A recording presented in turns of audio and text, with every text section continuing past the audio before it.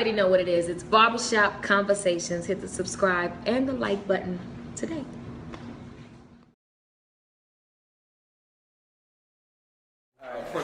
Ladies and gentlemen, Happy New Year. Welcome to 2017. Fight Guy fans, thank you guys for tuning in once again for another show. Returning crew up in 2017 is myself, Fernando Pimentel, BehindTheGloves.com. Giggling to the left of me is the new KO Sports on YouTube. And Frederick Hoffman on Barbershop Conversation. And Dominic Medina, RingTV.com. now, obviously, we are here at the Roosevelt for the Miguel Cotto, James Kirkland press conference. It just ended right now. Good 50 minutes worth of questions from the media and everything else. It was a lot. What did we learn about this fight beyond the fact that it's going to be $49.95 for the pay-per-view audience? What did we learn from this fight? What did you guys take from it? I don't think that Rock Nation is upset about the pay-per-view numbers last time. I learned that. I figured they probably were, but Fred asked a great question about what us as media members can do to better pay-per-view numbers and things like that.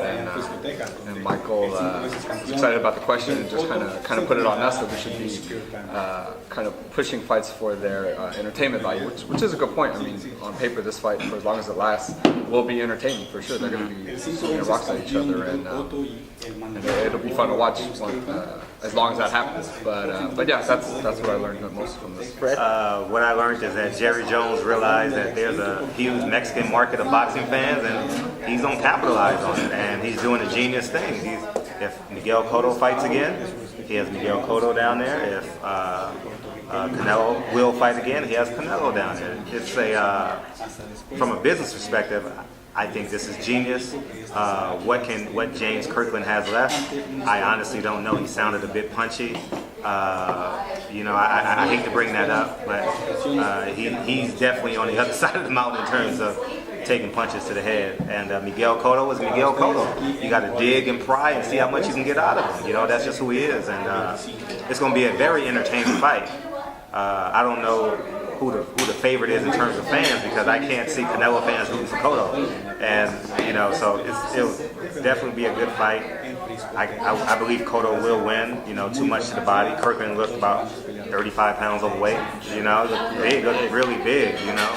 And he has 5 weeks. So I mean, between laxatives and running, I think it's going to be very challenging for him to make 153. Dominic? As Steven alluded earlier, Rock Nation is stressing to the public that we need to buy this fight card. I think they understand that it's going to be a challenge. It's going to be a very difficult fight to sell. On paper, it's a good fight, though. It really is. You can't go wrong with someone like James Kirkland, who has some serious power. And Miguel Cotto, he's a smaller guy, so it's going to be an interesting fight, but it's going to be a really hard sell, though. And like I said before, Rock Nation is really trying to push it. I don't know how many numbers it's going to do. Do you guys have any idea? Well, let me ask you this: is the price point a good value for the fan? Obviously, we already know we're going to get Rigondeaux as the co-main event. That's the rumored part. Oh yeah, Franco. Yeah, exactly. We're going to Who's the opponent? What's his name? Franco? No, it's somebody from Al Heyman's camp. Somebody on our stream, on the Fight Guy stream.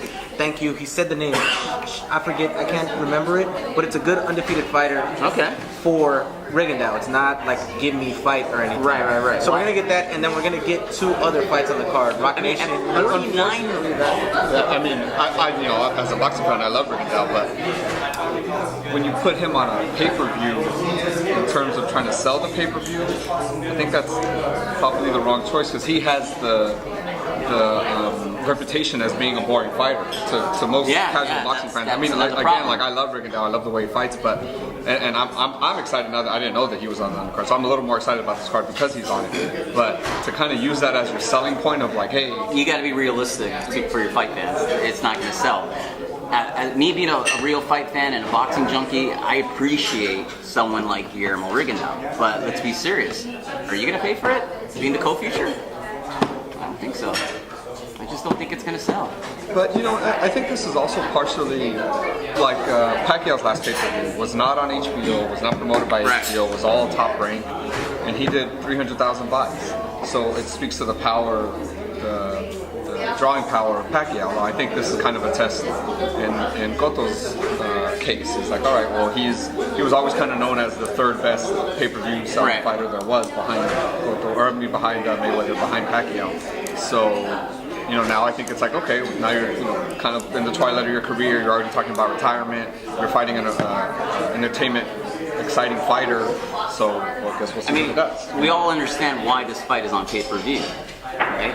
Yeah. I mean, Miguel Cotto simply cannot get paid what he's guaranteed if it's going to be a fight on HBO, regular HBO. And HBO doesn't really have the money to back it up, unfortunately. So, again, it's an interesting fight. I like the fight. If you really love boxing, I mean, support the sport, man. Yeah. I was just going to say, the fight was set up so Cotto, I hate to be very pragmatic. The fight is set up so Cotto can get a hell of a knockout in the 7th round. Go to the body the first 6 rounds. Kirkland drops his hands. He knocks him out with a headshot. That's supposed to happen in this fight, right? Now, with Ann Wolf, I'm telling you, if they promote Ann Wolf and James Kirkland, and they doing what do you call them Japanese planes? Kamikaze. Those kamikaze missions that they go on in terms of training. You can get some more buys out of it. I think the humanistic point of this to sell the fight is the humans that are involved, the human interest, I would say. She should have been here. She should have been here. Yeah, she should have been here. I think the media would have had a lot. We would have loved her. I've never interviewed her. Yeah, Never have either. You know, neither have I. And wait, who's the owner of Rock Nation again? Jay-Z. Yeah. Why is he never here? He should tweet out something to promote it. I don't understand. And he lives here. And he lives. I don't get it. I simply don't get why you would own or create your own boxing promotion company if you can't even support it. You show your face. Yeah. I mean, dude, you know how many more pay-per-view buys you'll get just for showing up? Or just tweeting it out. I don't get it. Really? I Just simply tweet it don't out. Like, understand. order it on pay-per-view.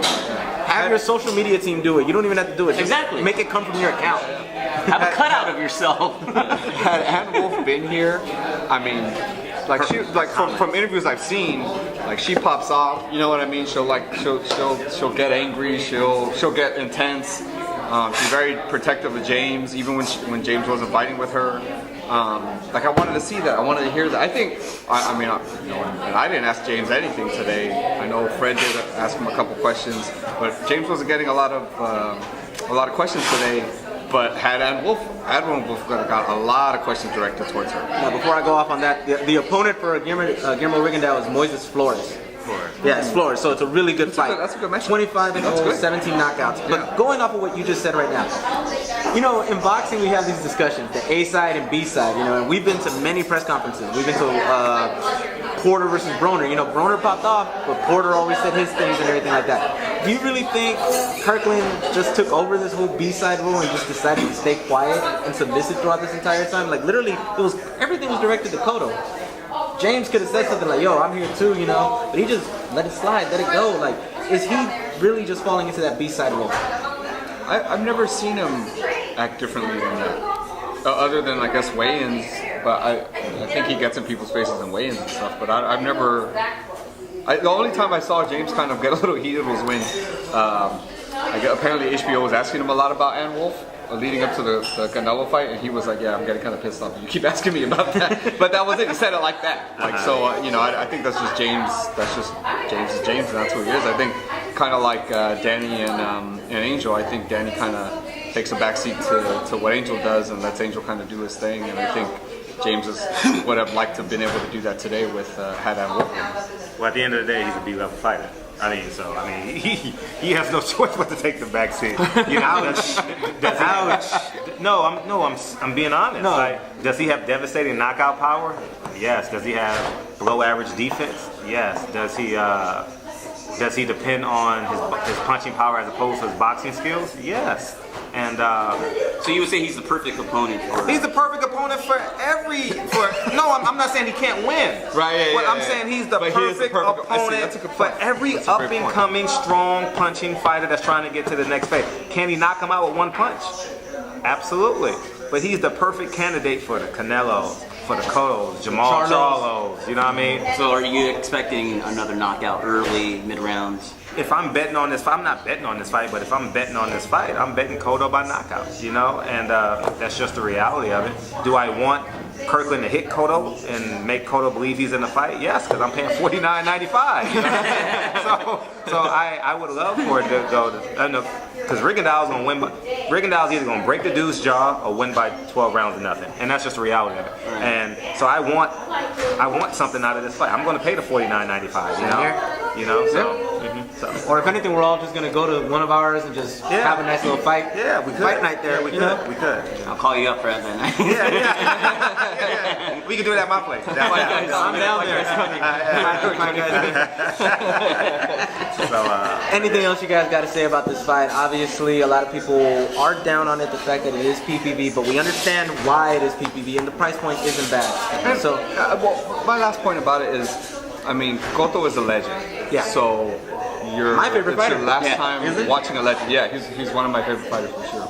So it's your last time watching a legend, and he's giving you, kind of what you want. He's giving you an action-packed fight. You know it's going to be an action-packed fight. So, that's why you should buy it. You're going to watch a legend for one of the last times you're going to be able to see him. At least no more than 3 more times you're going to see Cotto. Right. Beyond this. So you're going to get to watch a legend one more time. With the best in his corner, and he's gonna give you an opinion fight. My question is, this victory, where's it gonna lead to? Obviously, it's Mayweather. They both want Mayweather. They want Mayweather. They want Canelo. They've literally outlined it. Mayweather let's or talk Canelo. about the real possibilities. Will Mayweather come out of retirement for Miguel Cotto? It did sell well last time, 1.5 million and everything. It did really good. It did really good. And it was a great fight. And it was a great fight. And see, the only downfall I see about that is this: that in that first fight, Miguel Cotto had that 154 belt and everything. Right now, he's doing this catch weight at 153, meaning that Floyd might want to drop him down a little lower. And we heard what Freddie said. He likes catch weights. Miguel himself said he's been on both sides, and he's not coming back down to 147. I thought Freddie said he didn't like catch weights. He didn't, but he doesn't. He did, but he understands it's a Texas fighter. So that's why it's like, him dropping down for this fight to 153 means Floyd will try to drop him down to 150. Right. So it's like, it's give and take with it, but honestly, realistically, this is a road to Canelo. Canelo wants to fight 3 times this year. We're hearing Chavez, we're hearing Triple G in September. This opens up December for Miguel Cotto versus Canelo, the second fight, the rematch. Which the first fight was entertaining. It was really good. I could see it as a draw, honestly. I thought it was fun. I actually had it. I had Cotto winning 7 rounds of 5. Same here. Then I rewatched the fight and I flipped it. Canelo 7 rounds. And that's exactly how fights are. Some fights like that, Ward Kovalev, you could flip some rounds here and there, depending. I've never flipped that fight, but you can. Kovalev lost that fight the moment it was signed. Was written in before the fight started. I just admitted it. Now, obviously, you guys are going to get more from us of the fight, guys. We have a very busy fight month schedule coming up. Like on Tuesday, we have a media workout with Leo Santa Cruz, Mikey Garcia, and Dijon. Then we have the Danny Jacobs versus Triple G press conference on Wednesday. And it's going to be a fight. Gives me chills, man. Not that I've heard, but I only know Tuesday and Wednesday. But if you find out something about Monday, let me know, please. But we're gonna give you guys a lot more in 2017 than we did in 2016. We got a late start there, but trust us, this year's gonna be big, and we have a big giveaway coming up. So stay tuned for that. We'll let you know about that very shortly, and just stay tuned. Any closing words? Yeah, and I'll just say, y'all do just put $10 in the pot, buy the fight. Yeah. Someone bring the chips. I don't know what the Puerto Rican beer is, but get the Coronas, get the Tecate, whatever the Sol, whatever it is. Hang out. Get some rum. Yeah. Hang out. Everybody put in $10 and hang out for a night. Exactly. This is want like the sport 10 to days survive. after Valentine's Day, so you're going to need some time with your fellas. You're going to need that time. You got to recoup. Got to get your testosterone. And like Steven said, this is going to be the final year that you get to see a legend, Miguel Cotto. Both Pacquiao and for that matter. Yeah, true. So guys, in closing, Fernando Pimentel for BehindTheGloves.com. Dominic Redine, RingTV.com. Steven Cureño, KO Artist Sports on YouTube. And Frederick Hawthorne with Barbershop Conversation. Subscribe to everybody. Yeah. More importantly, subscribe to mine. All of our, Here, just one final breakdown. Subscribe to Ring TV and IFL. Subscribe to KO Artist Sports. Subscribe to Barbershop Conversations. and subscribe again to The Fight You Guys. can also subscribe to Dominate for Dean. Yeah, subscribe to my his. YouTube channel. I got a lot of shit going on. Follow us on all our social medias. Facebook is The Fight Guys. Instagram and Twitter is The Fight Guys _. And thank you guys again. Big 2017 coming up, and we'll let you guys know. We'll see you at the fights. Thank you. Why you gotta pop me for?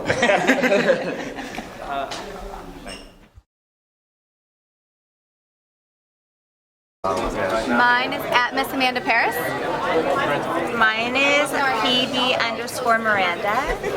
Mine's ANNELISGJR. Ann Leach. No one can spell it right. JR. Mine is Ashley to me. And on the count of, okay, now y'all gotta do this together, okay? Okay. Y'all have to say thanks for watching Barbershop Conversations, okay? Wait, Barbershop Conversations. Yep. Okay. Get it titled. Get it titled. Okay, that's what she said.